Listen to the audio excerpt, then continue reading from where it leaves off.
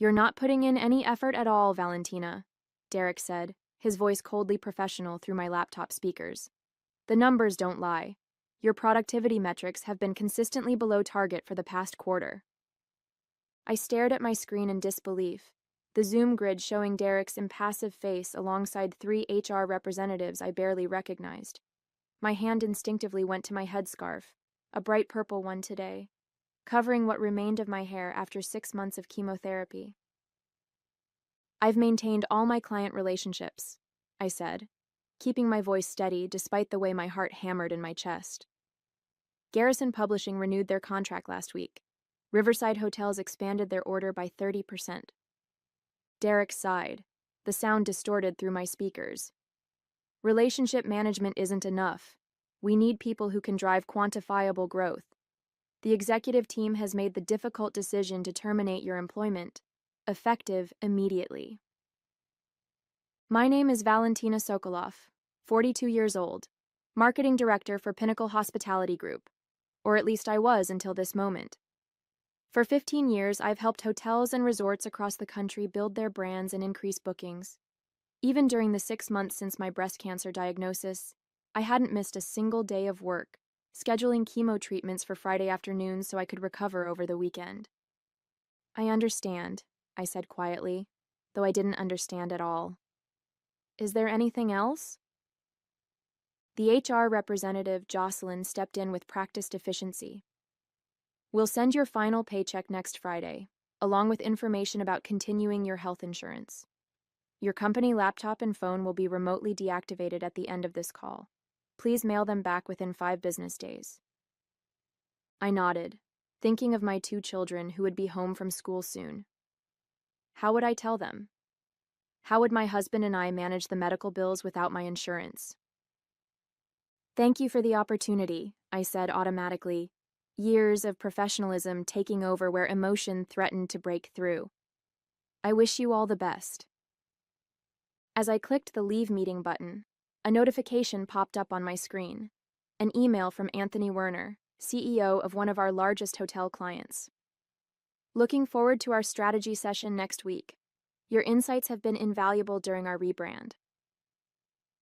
They didn't know. My clients hadn't been informed I was being let go. As I closed my laptop, my phone buzzed with a text from Kayla, my colleague and closest friend at Pinnacle. "Call me now." When I did, her voice was tight with anger. "They just announced your termination in the all-hands meeting. Derek said you'd been underperforming for months, and that they couldn't carry dead weight during a growth phase. Val, it was brutal." I felt suddenly cold. This wasn't just a termination. It was character assassination, and I had a sinking feeling that the worst was yet to come. My journey with Pinnacle Hospitality Group began 15 years ago when I joined as a marketing coordinator fresh out of graduate school. The company was small then, just 20 employees helping independent hotels compete with major chains. I grew alongside Pinnacle, eventually leading a team of 10 and managing our highest value client relationships. Under Leonard, the previous marketing director who became my mentor, I thrived. When he retired 3 years ago, promoting me was a natural decision. My department consistently delivered results, with client retention rates above 90% and year-over-year revenue growth exceeding targets. Everything changed 6 months ago with a double blow: my cancer diagnosis and Derek Turner's arrival as the new chief operating officer. The diagnosis came first: stage 2 breast cancer requiring immediate surgery, followed by aggressive chemotherapy. I told Leonard first, who was still on the board despite his retirement. His support was immediate and unwavering. "Take whatever time you need," he assured me. "Your job will be waiting." But I didn't take time off. Instead, I worked around my treatment schedule, joining meetings from the oncology center when necessary, never missing a client call or deadline. My team stepped up magnificently, covering for me on days when the fatigue was overwhelming, but I remained firmly at the helm. 2 months into my treatment, Derek joined Pinnacle, brought in by investors to optimize operations ahead of a potential acquisition. In his early 40s with an MBA from an elite school, Derek introduced new performance tracking systems and productivity metrics. Initially, I welcomed the structure, believing it would highlight my department's strengths. The first warning sign came during a leadership meeting when Derek questioned my decision to assign our newest client to Jamie, my most experienced team member. Jamie's metrics are below average, he pointed out, gesturing to a dashboard I'd never seen before. Wouldn't Tasha be a better fit? Her numbers are significantly higher. I explained that metrics didn't capture Jamie's relationship-building skills, which were exactly what this particular client needed. Derek nodded, but I caught a flash of irritation in his eyes. Similar moments followed. Derek began excluding me from strategic discussions. My input in meetings was increasingly dismissed or interrupted. The metrics he emphasized seemed strangely designed to minimize my team's accomplishments while highlighting our few shortcomings. Despite this, I trusted the system. I believed that 15 years of demonstrated value couldn't be erased by a few months of new metrics, especially given my health circumstances. I documented everything: my projects, client interactions, team leadership, partly from habit and partly from a growing, unacknowledged sense that I might someday need to prove my worth. I never imagined that day would come so soon, or so brutally. The morning after my termination, I woke early, my body still programmed to its work schedule despite everything. Beside me, my husband David slept soundly, exhausted after our late-night conversation about finances and health insurance options. I slipped out of bed, made coffee, and opened my personal laptop. First, I needed to understand the extent of the damage.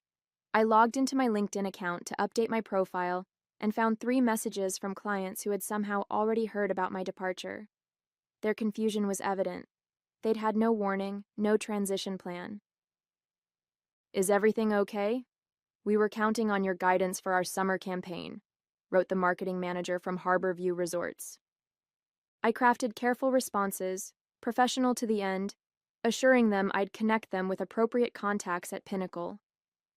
But each message reinforced the growing knot of anger in my stomach. These were relationships I'd built and nurtured for years, some even during hospital stays, and Derek had severed them without a thought. As I scrolled through my emails, I found a message from Leonard, time-stamped 1:23 a.m. "Just heard the news. Call me. We need to talk." When I reached him an hour later, his normally calm voice was tight with controlled fury. "This is unconscionable, Valentina. The board wasn't consulted about your termination. Derek presented it as a done deal during yesterday's executive briefing." "Can they do that?" I asked. "Fire a director without board approval?" "Technically, yes. Derek has hiring and firing authority, but it's a terrible decision, and the way he's handling it is even worse." Leonard paused. "He's presenting your medical leave as absenteeism." "Medical leave?" "I never took leave," I protested. "I worked through every treatment." "I know, but Derek's telling a different story. According to him, your performance has been suffering for months because you've been distracted by personal issues." The injustice of it stole my breath. I had meticulously documented every project, every client interaction, precisely to prevent this kind of misrepresentation. Even on my worst days, when the chemo left me nauseated and exhausted, I'd maintained my responsibilities. "There's more," Leonard continued heavily. "There's going to be a restructuring of the marketing department. Derek's bringing in someone from his previous company to replace you. Based on the timeline, this has been planned for weeks." The realization hit me like physical pain. I hadn't been fired for performance issues. Those were just the excuse. Derek had wanted me gone from the beginning, had likely been building a case against me while I was fighting for my life. "What can I do?" I asked, hating the helplessness in my voice. "For now, focus on your health and family," Leonard advised. "But document everything. Your accomplishments, the timing of your termination relative to your treatment, any communications that contradict Derek's claims." After we hung up, I sat motionless at my kitchen table, watching the morning sunlight creep across the floor. I had given Pinnacle 15 years of my life, had worked through cancer treatment without complaint, and in return, I'd been discarded with a lie. For the first time since my diagnosis, I allowed myself to cry, not from sadness, but from pure, clarifying anger. By the following week, the reality of my situation had crystallized into something harder and clearer. My final paycheck had arrived, along with COBRA paperwork outlining the exorbitant cost of maintaining my health insurance, nearly $2,000 per month for my family. My next oncology appointment was in 2 weeks, with another round of maintenance therapy scheduled. I couldn't afford to lose coverage. "We'll figure it out," David assured me, though the worry lines around his eyes had deepened. As a high school art teacher, his salary alone couldn't sustain our family and cover my medical expenses. I began applying for positions immediately, leveraging my industry contacts. Several interviews were quickly arranged. My reputation in hospitality marketing remained strong despite Derek's attempts to undermine it. But each conversation stalled when I disclosed my health situation. No one explicitly mentioned my cancer as an issue, but follow-up calls mysteriously never came.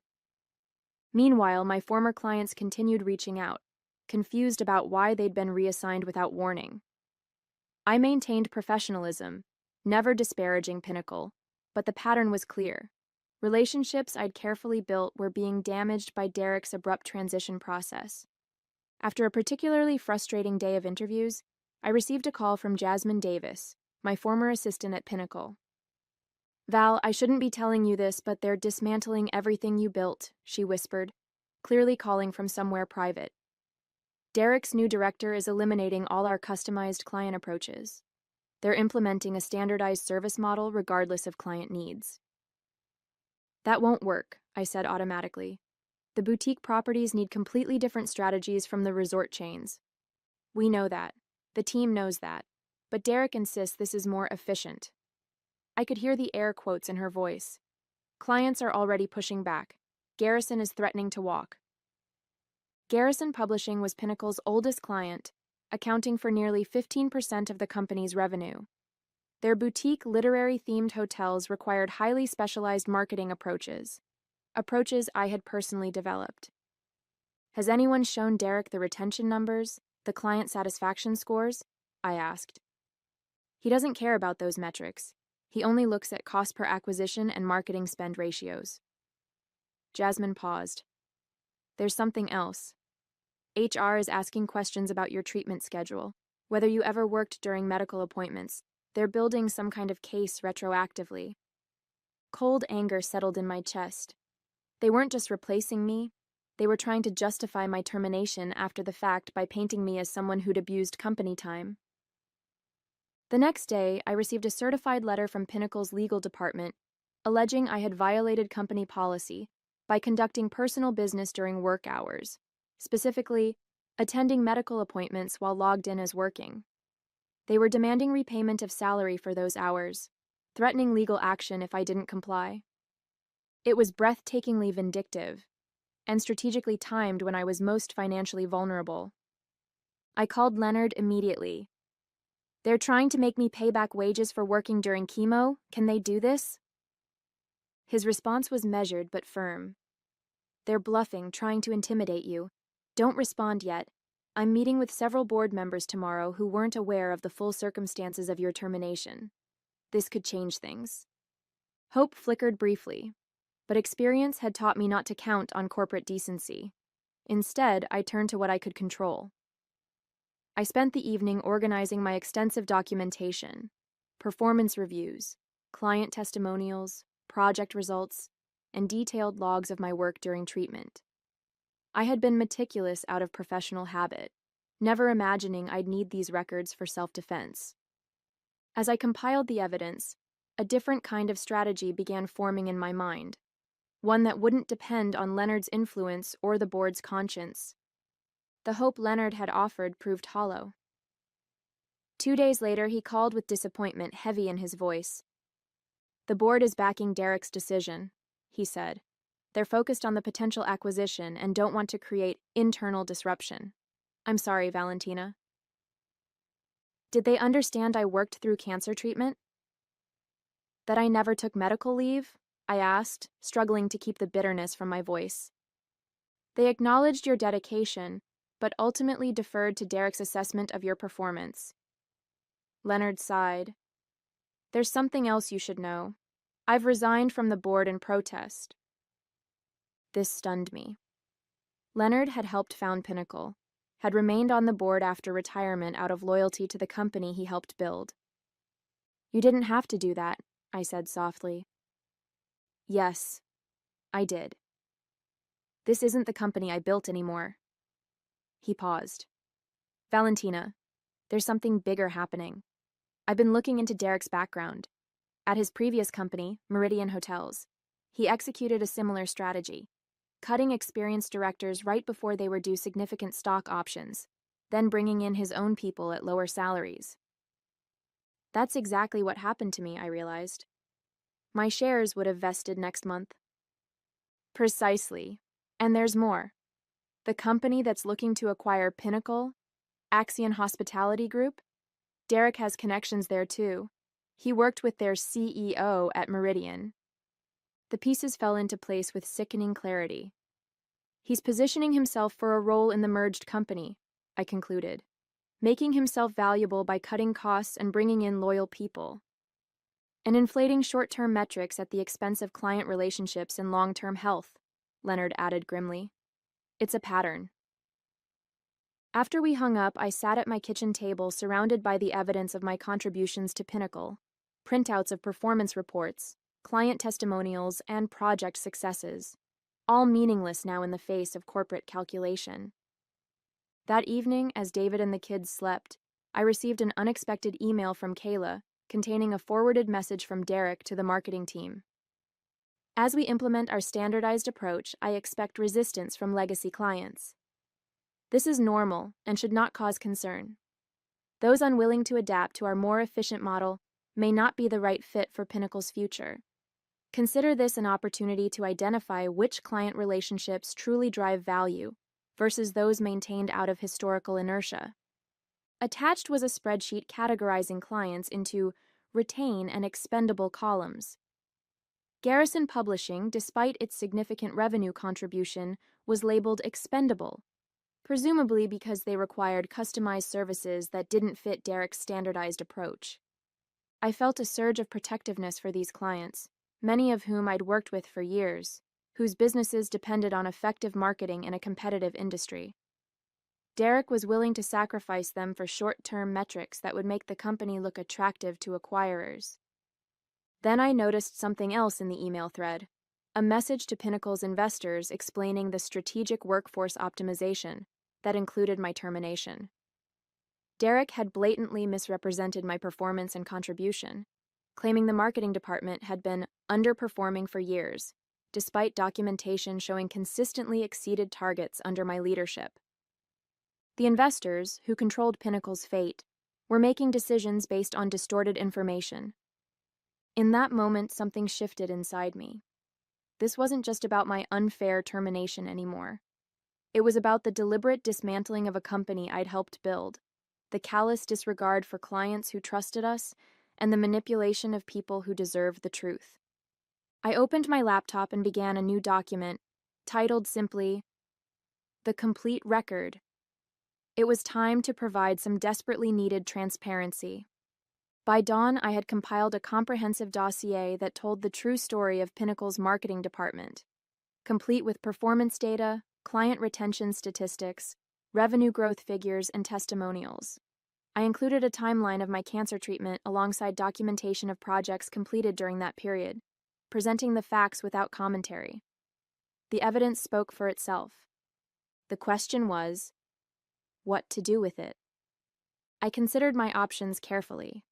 A wrongful termination lawsuit might eventually yield results, but litigation would be lengthy and expensive, luxuries I couldn't afford while managing cancer treatment.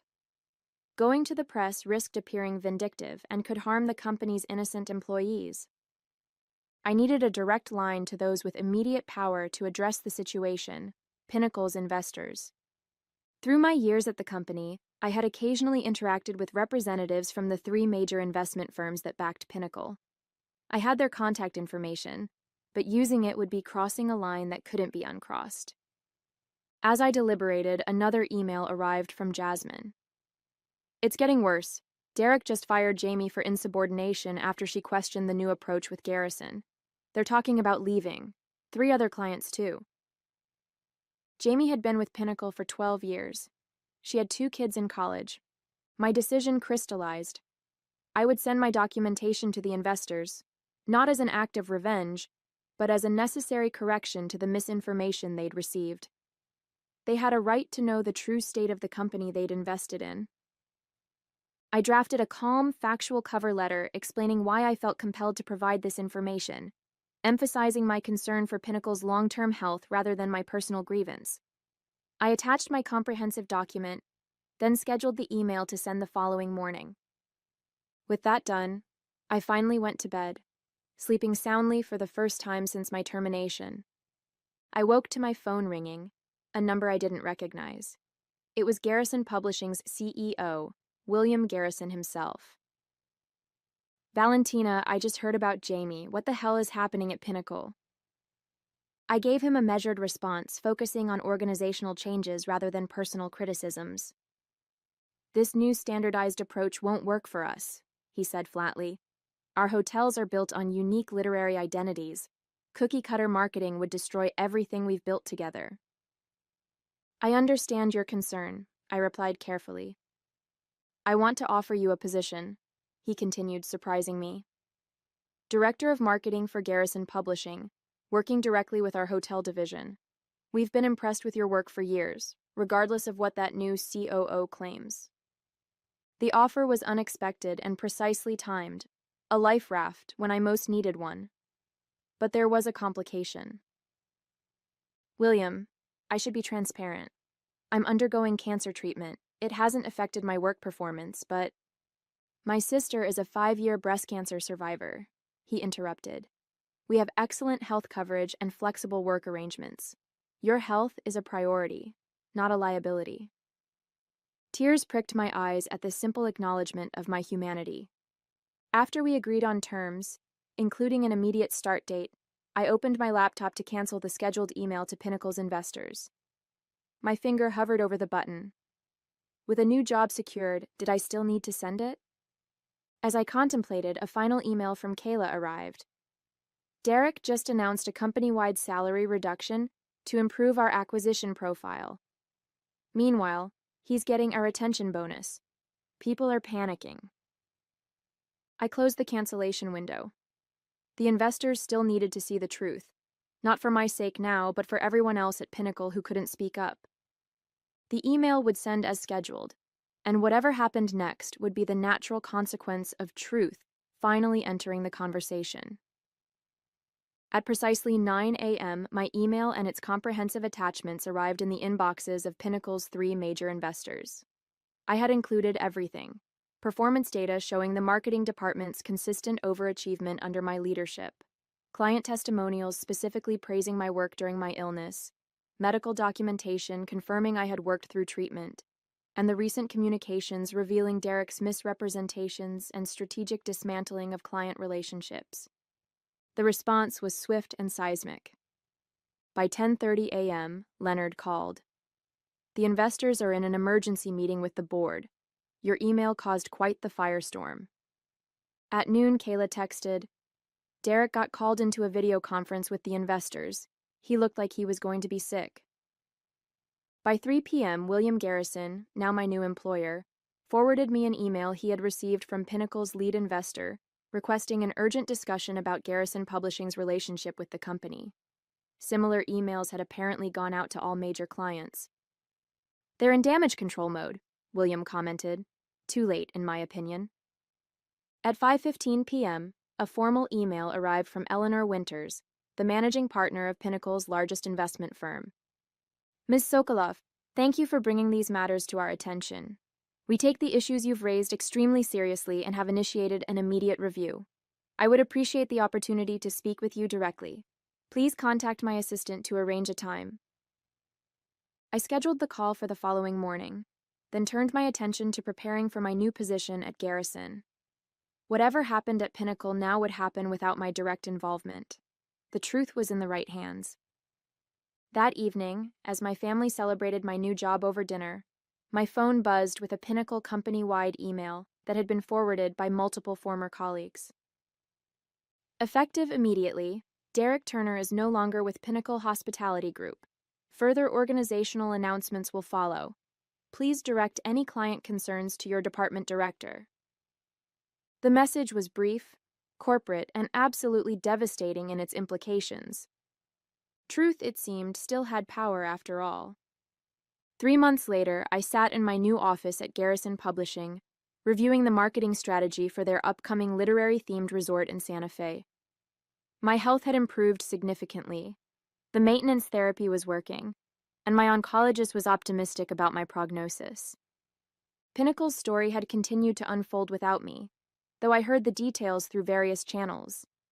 The investors had installed an interim management team and halted the acquisition talks with Axion. An internal investigation had revealed that Derek's optimization strategy had been specifically designed to inflate short-term metrics at the expense of long-term client relationships, precisely to make the company attractive for acquisition. Several fired employees, including Jamie, had been reinstated with back pay.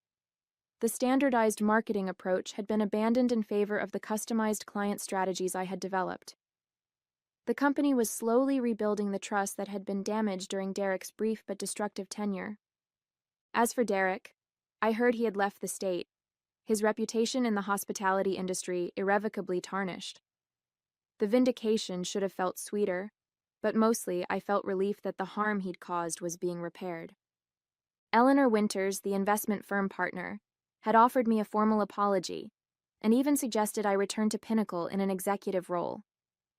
I had declined politely, having found something better at Garrison, a company that valued not just my professional contributions, but my humanity as well. My phone buzzed with a text from David. "Don't forget, dinner with the kids at 6:30, celebrating your last treatment." I smiled, gathering my things to head home early. Tomorrow would bring new challenges, a major campaign launch, a potential expansion of Garrison's literary hotel concept to international markets, and a full life beyond cancer and corporate politics. The past couldn't be changed, but it had led me here, to a place where my work was valued, my health was prioritized, and the future held promise rather than threat. Sometimes the best revenge isn't about getting even, it's about getting free.